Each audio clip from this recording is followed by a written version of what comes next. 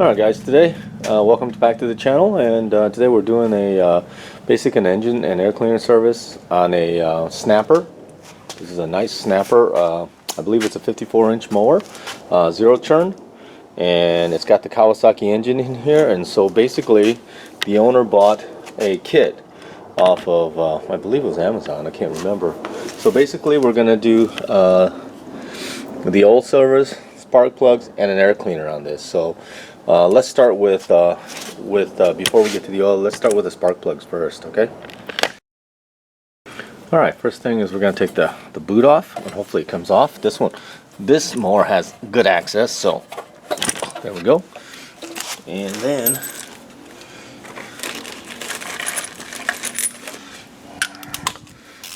looks like it's I'm just going to take a 13/16 spark plug socket and see if I can get it off. There we go. That's good doing right there. Just back it out all the way.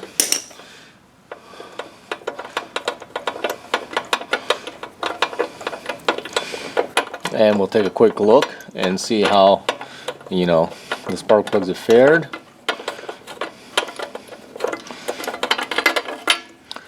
Okay, they are kind of dirty, but they're not really worn out that badly, really. I mean, take a look at it, okay? I got some new plugs here. And these are the brand new ones. We'll run a gapper in there, and it looks like it's set around 30. Well, that gap is pretty dang big, isn't it? Look at that. That gap is at... Ooh, I don't think that's the right gap.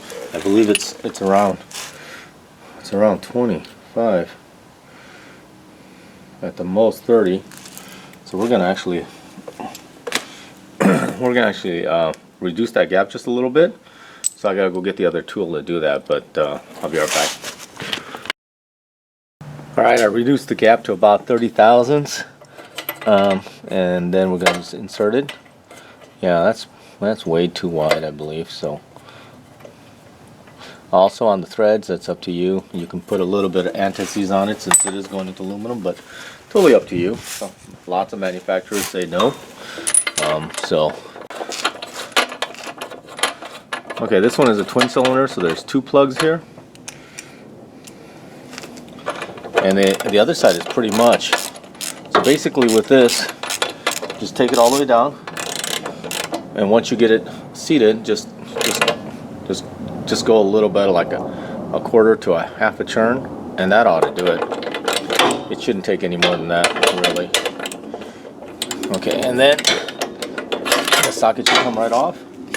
But the one thing I do like doing is putting a little bit of dielectric grease on the boot so that the boot doesn't get all gummed up and stuck with stuff on it. So just put a little bit on there, and the next time, hopefully it just comes right off. There we go. Alright. Now, onto the air filter. So let's come over here, okay? So if you come around here, this is the, basically it's a heavy-duty air filter. So basically you open it up, and basically you have a filter and a filter. There's two sets, and these are, well, not the best looking. Kind of dirty, but what you get is, here you get a nice pre-filter here. Look at that, to replace the other one, and that will just stick in right like that. Okay, you don't have to jam it or force it. And then again, this one is the first pre-filter, and that just goes in there like that, and that should just seat flat. Okay, and then this with the up arrow goes back in, and that's it, and then the air filter is done. Really super simple, something that people probably neglect the most. All right, this kit also came with a fuel filter. We will be replacing that as well, and that should be a no-brainer as well. But let's get to the fuel filter before we, and that fuel filter is right here. Okay, I hope you can see it. That's right there. Okay, so let's get it off. So probably the fuel filter is the next most ignored item. And if you don't have one, and if you don't take care of it, you probably should. Okay, and I like to just grab it and just twist a little bit just to make sure it comes loose. Yeah, like that. Okay.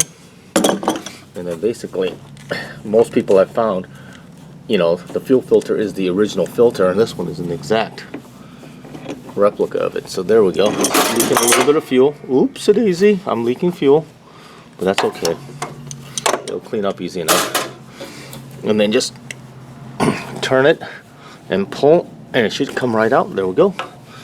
And put this back in, and you can just tell by the fuel filter it's probably not been changed too often. And follow the arrow, but usually I'll give you a sense. Here's the pump. The fuel goes in this way from the tank. The arrow right there tells you the direction that the fuel is supposed to go. Okay, so we know we're going in the right direction. And then we want to put the clamps pretty much, if we can, about the same place that we got them from.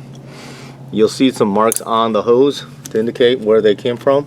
So just try to put it back, and pretty much that's it. What I'm going to do now is I'm going to start the engine and warm it up so that I can warm up the oil. So before we drain the oil, okay?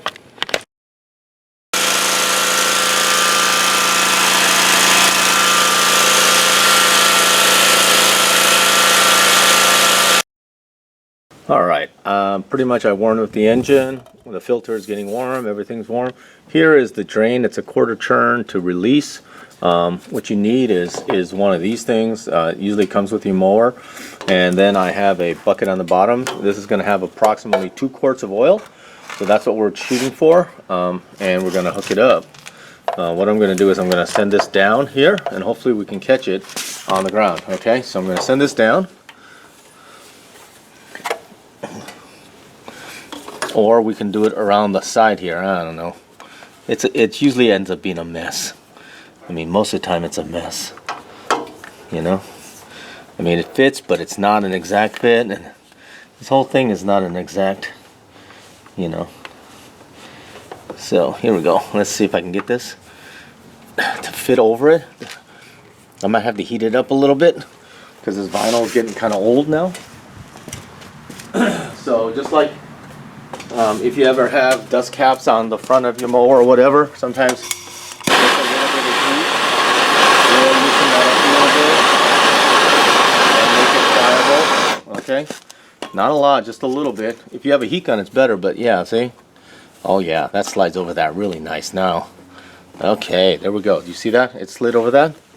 And so now I'm gonna pour it down this way, and we're just gonna open that up and see how much oil comes out. And so there you can see the dirty oil coming out. I'll release the dipstick just a little bit so we get some good flow. And like I said, we should get approximately, right at 2 quarts out is usually what I'm shooting for. And then the oil that we will add in here is the 1030 multi-weights 100% synthetic oil, which is what I like to use, as long as it's not burning it and you don't have any other oil loss issues. I think it's a better product for something that's run like this, air cooled. So I like to use it. I've never had any problems with it. If you do, then obviously you need to make some adjustments, but you can use 30 weight or you can use the multi-viscosity. Usually says so right on the dipstick. And just make the appropriate choices for yourself. So what we're going to do now is we're just going to let it drain. We're going to push that back in, close it, and then we're going to fill it up with some oil. Okay.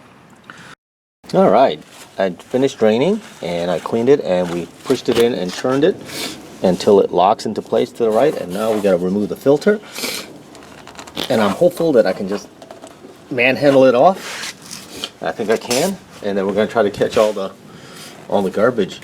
Yeah, it's coming off.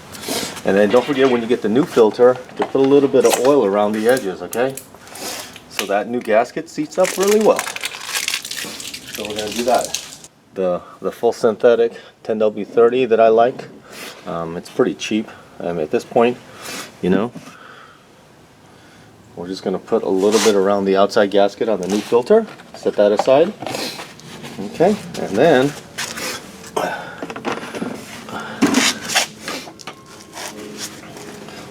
I got the drain pan down there still, just in case we get a big leak out of here.